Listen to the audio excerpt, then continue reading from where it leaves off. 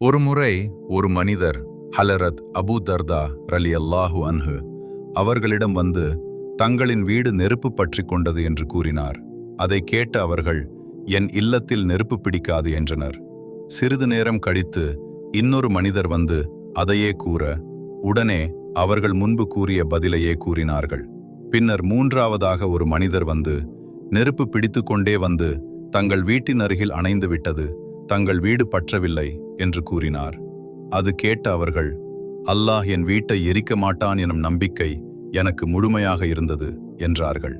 அதற்கு காரணம் என்ன என வினவிய பொழுது, அண்ணல் நபி ஸல்லல்லாஹு அலைஹி வஸல்லம் அவர்கள் எனக்கு ஒரு துஆவை கற்றுக் கொடுத்து, ஒருவன் காலையில் எழுந்தவுடன் இதனை ஓதி வந்தால் மாலை வரை அவனை எத்துன்பமும் அணுகாது என்று கூறினார்கள்.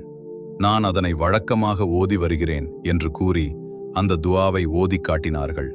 அந்த அற்புத துஆ இதோ: அல்லாஹும்ம அன்த ரப்பி லா இலாஹ இல்லா அன்த அலைக்க தவக்கல்து வ அன்த ரப்புல் அர்ஷில் அலீம் மாஷா அல்லாஹு கான் வ மாலம் யஷஹ் லம் யகுன் வலா ஹவுல வலா குவத்த இல்லா பில்லாஹில் அலியில் அலீம் அஃப்லமு அன்னல்லாஹ அலா குல்லி ஷையின் கதீர் வ அன்னல்லாஹ கத் அஹாத பி குல்லி ஷையின் இல்மா அல்லாஹும்ம இன்னி அஊது பிக் மின் ஷர்ரி நப்சி வ மின் ஷர்ரி குல்லி தாபத்தின் அந்த ஆகிதுன் பி நாசியத்திஹா இன்ன ரப்பி அலா சிராத்தி முஸ்தகீம். இறைவா, நீயே என் இரட்சகன்.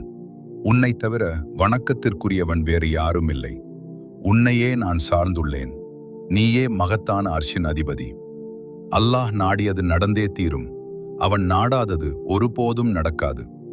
உயர்ந்தவனும் மகத்தானவனுமான அல்லாஹ்வின் உதவியின்றி தீமையிலிருந்து விலகவோ நன்மை செய்ய ஆற்றல் பெறவோ முடியாது.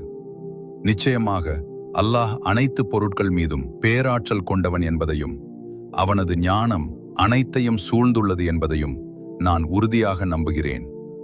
இறைவா, என் நஃப்ஸின் மனதின் தீங்கிலிருந்தும் நீ எவற்றின் முன்னேற்றியை பிடித்துள்ளாயோ உன் கட்டுப்பாட்டில் உள்ளதோ அந்த அனைத்து உயிரினங்களின் தீங்கிலிருந்தும் உன்னிடம் பாதுகாப்பு தேடுகிறேன். நிச்சயமாக என் இரட்சகன் நேரான வழியில் இருக்கிறான். ஆமீன் யா ரப்பல் ஆலமீன்.